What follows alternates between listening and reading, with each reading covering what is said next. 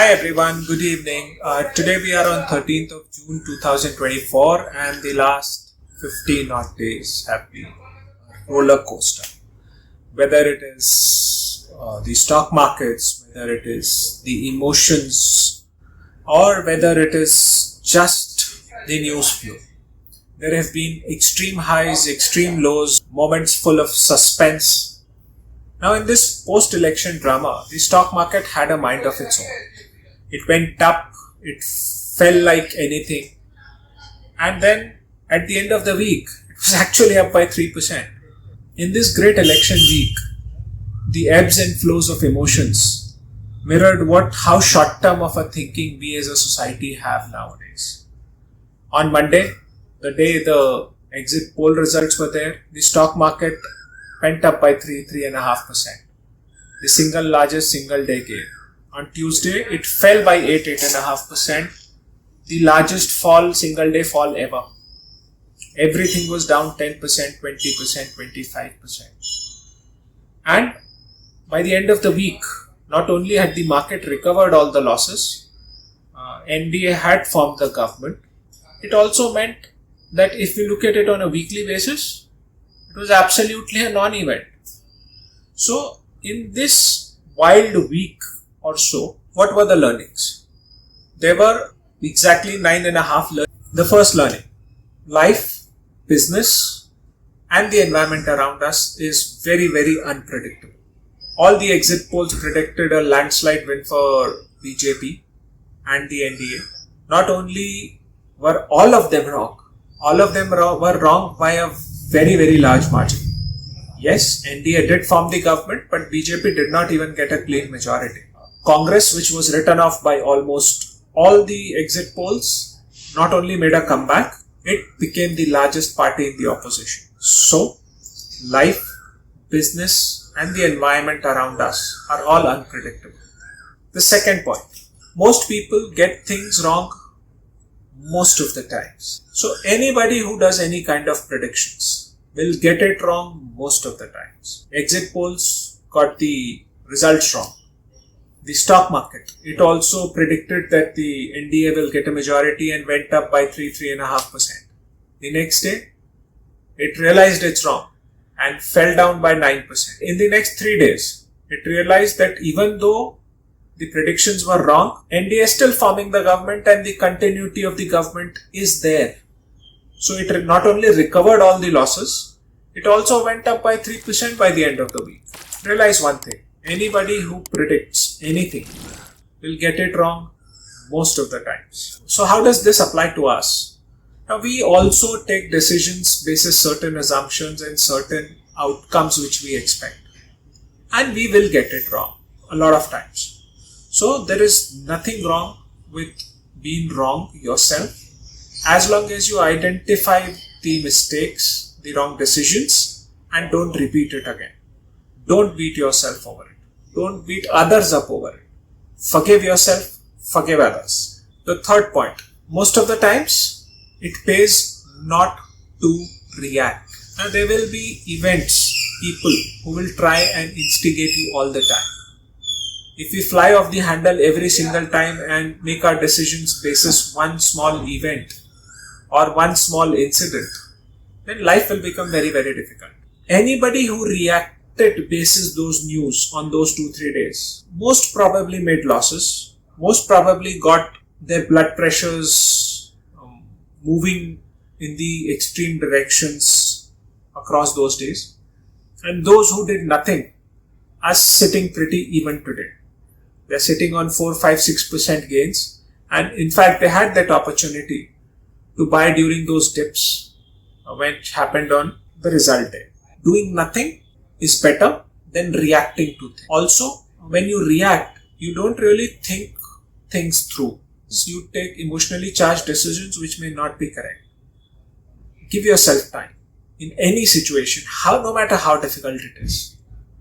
Step back, give yourself time and then take a decision. The fourth learning, arrogance and overconfidence is a very, very dangerous thing. Simple. BJP was absolutely overconfident going into the polls that it is getting a brute majority on its own. In the end, it did not get an absolute majority and it has to rely on allies to form the government. So this not only taught the ruling party a lesson, this also taught all of us, this also teaches all of us also a lesson that arrogance in any situation is wrong. Our scriptures also tell us the same thing. Duryodhan lost his life, his brothers, his empire just because he was arrogant. So arrogance and overconfidence is very, very dangerous, and you should have somebody close to you telling you when you are getting arrogant. The fifth point, your ethical compass is the most important thing which you can have. Now this is specifically with the ruling party and the kind of alliances it made. The ruling party did shake hands with people with questionable conduct, and the public which saw the same read through it. The lesson here is you have to stay true to your word and your ethics. Like if you keep changing your words or if you keep going back on your words, the general public will not trust you. Trust, ethics are the most important currency which you can have. Be consistent with your words and your actions, please. The sixth point, don't think everybody else is a fool. Painting the opposition leaders in a certain brush before getting into an alliance with them, and suddenly your tune changes. So don't think others are fools, right? They might have a different opinion. They might have a different way of expressing things. They might have a knowledge of things very, very different from you. You might be more knowledgeable than others. You might be more, better at expressing yourself than others. But it does not mean others are fools. You are intelligent does not mean others are fools. Don't think the general public is a fool. Don't think the people you're dealing with are fools. The seventh point, extreme emotions can lead to big mistakes. Greed and fear are the two primary drivers of extreme emotions. So when we are under the influence of either of the two, the decisions which we'll take will mostly be wrong. The eighth point, taking excessive risks is not advisable. Doing proper risk management is of paramount importance. Now, anybody in the stock market, whoever has went through the first week of June, will attest to this. People who had their stop losses in place, people who did not overtrade, they did not make losses, or their losses were very small because they were following a consistent risk management framework. Identify what kind of risks you can take. Identify what kind of losses you can take. Identify the risks you can take in your private life, in your personal life, not only monetary risk. Identify the risks you can take in your relationship, and then ensure you act in a matter consistent with your risk-taking capability and within your risk management framework. The ninth point, you will need support at one point of the time or another. After 2 years of simple majority, in the third year, BJP needs supports of its allies to form the government. In personal life, you do not live in a silo. You will need support of your parents, your friends, your spouse, your children at one point of the time or the other. Whether it is for a specific event, whether it is financial, whether it is emotional, but you will need support. And you should also be ready to give support as and when they ask for it. Don't ever make the mistake of thinking that you are a Superman and you don't need support. And finally, the 9.5, the last point. Irrespective of whatever is happening in the life, there will always be a tomorrow.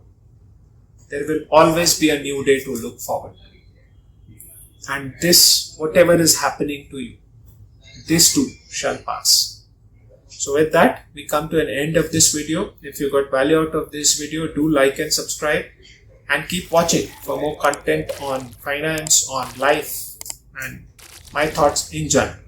Until next time, have a great financial life. Thank you.